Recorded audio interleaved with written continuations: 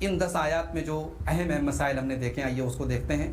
پہلا مسئلہ ہم نے یہ پڑھا کہ رضاعت کی جو مدت ہوتی ہے، بچے کو دودھ پلانے کی جو مدت ہوتی ہے وہ میکسیمم 2 سال کی ہوتی ہے۔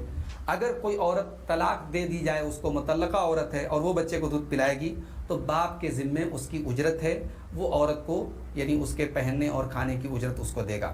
آپسی رضامندی سے اگر والدہ کے علاوہ کسی اور عورت سے بھی بچے کو اگر وہ دودھ پلانا چاہیں تو کوئی حرج کی بات نہیں ہے۔ دوسرا مسئلہ یہ معلوم ہوا کہ جس بیوی کے شوہر کا انتقال ہو جائے اس کی عدت 4 مہینہ 10 دن ہے۔ حدیث سے یہ بھی پتہ چلتا ہے کہ اگر کوئی لونڈی کا شوہر اگر انتقال کر جائے تو اس کی عدت 4 مہینہ 10 دن کی آدھی ہے، یعنی 2 مہینہ 5 دن ہے۔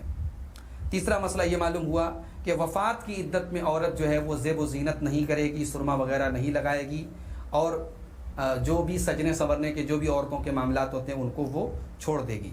چوتھا مسئلہ یہ معلوم ہوا کہ وفات کی جو عدت ہوتی ہے، شوہر کے مرنے کے بعد جو بیوہ کی عدت ہوتی ہے، یا تیسری طلاق کے بعد جو عورت کی عدت ہوتی ہے، اس میں عورت کو نکاح کا پیغام نہیں ہم بھجوا سکتے، البتہ اشارے کنائے میں اپنی بات کہہ سکتے ہیں۔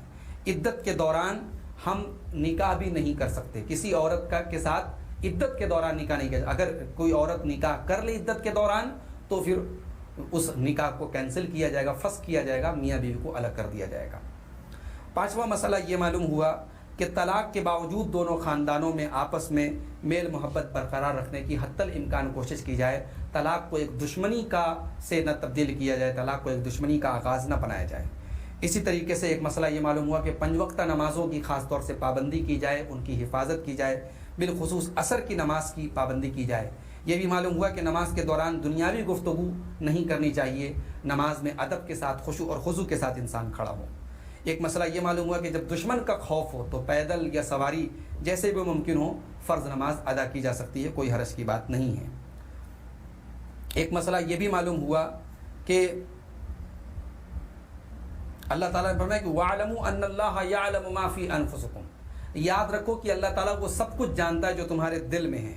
تو دل میں اگر برے خیالات آنے لگیں، دل میں اگر گندگی کے خیالات آنے لگیں تو ان کے آگے اپنا سر نہیں جھکا دینا چاہیے، ان کے آگے سرنڈر نہیں کر دینا چاہیے، بلکہ ان خیالات کو جھٹک دینا چاہیے، اس لیے کہ اللہ تعالیٰ نے فرمایا کہ تمہارے دل میں بھی جو چل رہا ہے اللہ اس سے واقف ہے۔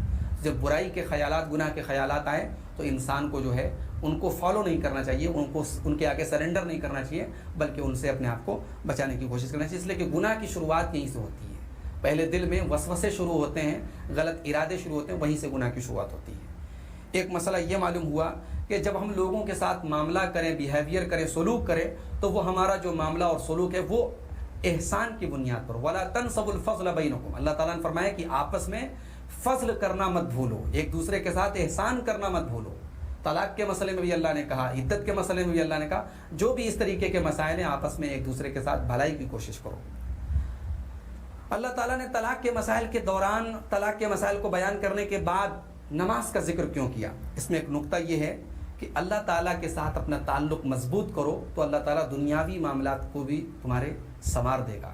تم اللہ تعالیٰ کے ساتھ اپنا تعلق مضبوط کرو تو اللہ تمہارے دنیاوی تعلقات کو صحیح کر دے گا۔ بھئی طلاق کیا ہے؟ ایک فیملی اور ایک خاندان کا ٹوٹنا ہے، تو اس ٹوٹنے سے اگر اپنے آپ کو بچانا چاہتے ہو تو اس کے لیے اللہ تعالیٰ سے رجوع کرو اور نماز کی پابندی کرو۔ تو ناظرین، یہ قرآن کریم کے دوسرے پارے کی تفسیر کا سلسلہ چل رہا ہے اور آیت نمبر سورہ بقرہ کی 242 تک آج ہم لوگوں نے تفسیر دیکھی ہے۔ انشاءاللہ اگلے ایپیسوڈ میں ہم دوسرے پارے کی تفسیر کو مکمل کریں گے۔ اللہ تعالیٰ سے دعا ہے رب العالمین قرآن کریم کو پڑھنے کی، سیکھنے کی، سمجھنے کی توفیق عطا فرمائے۔ آمین۔ والسلام علیکم ورحمۃ اللہ۔